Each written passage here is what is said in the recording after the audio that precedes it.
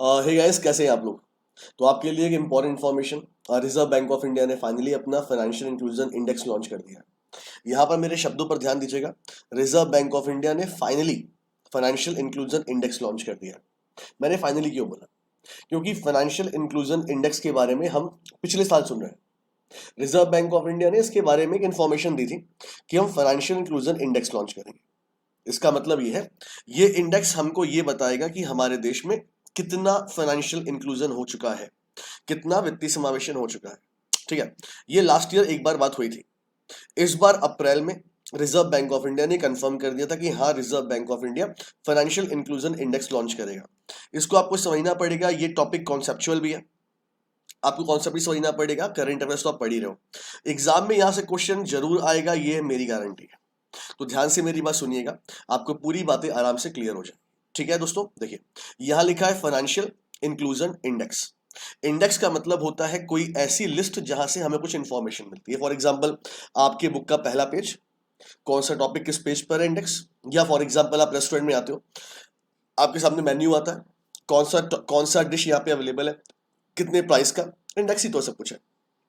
तो financial inclusion index जो है, ये हमको बताएगा कि हमारे देश में टोटल जो पॉपुलेशन हमारी है या टोटल कंट्री का जो एरिया है, कितना परसेंट फाइनेंशियल इंक्लूजन हो चुका है। ठीक है, देखिए दोस्तों, तो रिजर्व बैंक ऑफ इंडिया की बात हम यहां पे कर रहे हैं। तो रिजर्व बैंक ऑफ इंडिया ने फाइनली अपना फाइनेंशियल इंक्लूजन इंडेक्स लॉन्च कर दिया, जो कि हमको इंफॉर्मेशन देगा about the financial inclusion across the country.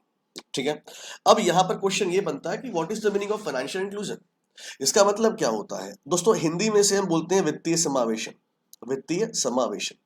अब ये वित्तीय समावेशन का मतलब क्या होता है दोस्तों? देखिए, आपको थोड़ा स्टैटिक पॉइंट बताते हैं।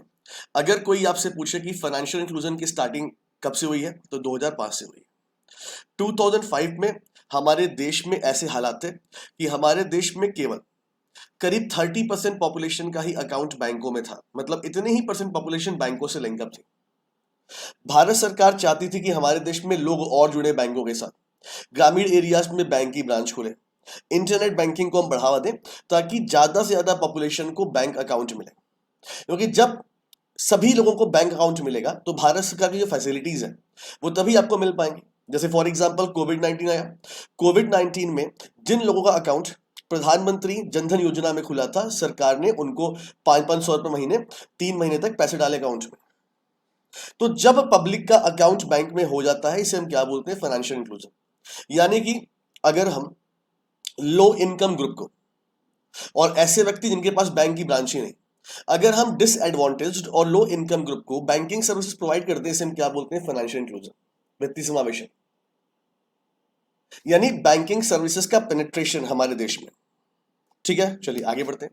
देखिए, the announcement regarding the creation of the financial inclusion index was made in the first bi-monthly policy statement of the 21-22 on 7 April. Simple करते हैं, यानी इस साल अप्रैल 7 को रिजर्व बैंक ऑफ इंडिया ने क्लियर कर दिया था कि हम फाइनेंशियल इंक्लूजन इंडेक्स लेकर आएंगे। ठीक है, और देखो, अब देखो यहाँ पे financial inclusion index will be published annually in July. अब क्वेश्चन तुम्हारा ये बनेगा पहले, दूसरा कि ये फाइनेंशियल इंक्लूजन इंडेक्स कब आएगा? तो ये हर साल जुलाई में आएगा, हर साल ये जुलाई में आएगा। तो फाइनेंशियल इंक्लूजन इंडेक्स कैलकुलेट कैसे होगा? तो रिजर्व बैंक ऑफ इंडिया ने फाइनेंशियल इंक्लूजन इंडेक्स कैलकुलेट करने के लिए 3 पैरामीटर रखे हुए हैं: एसेस, यूसेज एंड क्वालिटी। यानी बैंकों की एक्सेसिबिलिटी, इस पर 35% का वेटेज रहेगा। लोग कैसे बैंक की सर्विस यूज कर रहे हैं, उस पर 45% का वेटेज होगा। एंड बैंकिंग सर्विसेज क्वालिटी पर 20% का वेटेज रहेगा। इन वेटेज के हिसाब से reserve bank of India calculate करेगा फाइनेंशियल इंक्लूजन इंडेक्स। कैसे हम मतलब क्या क्या आएगा हमारे देश में, ये आपको नाम तो याद रखना ही रखना है, साथ ही साथ इसका वेटेज आपको याद रखना है। आपके एग्जाम में वेटेज से क्वेश्चन बन सकता है। तो access, usage and quality, banking services की accessibility, usage and quality, weightage आपको याद रखना है। ठीक है, अच्छा, तो रिजर्व बैंक ऑफ इंडिया ने बोला है कि हम 0 से 100 के बीच में नंबर देंगे। 0 से 100 के बीच में नंबर देंगे, मतलब 0 से 100 का मतलब दोस्तों ये हो गया अगर हमारे देश में फाइनेंशियल इंक्लूजन 0 या 1 या 2 या 3 या 4 चल रहा है इसका मतलब बहुत बुरी कंडीशन है। और जितना हम 100 के पास जाएंगे, 80, 90, 60, इसका मतलब कि हमारे देश में फाइनेंशियल इंक्लूजन ठीक हो रहा है। तो 0 से 100 के बीच में नंबर्स दिए जाएंगे। ठीक। अच्छा, और क्या लिखा हुआ है कि the financial inclusion index has been constructed without any base year.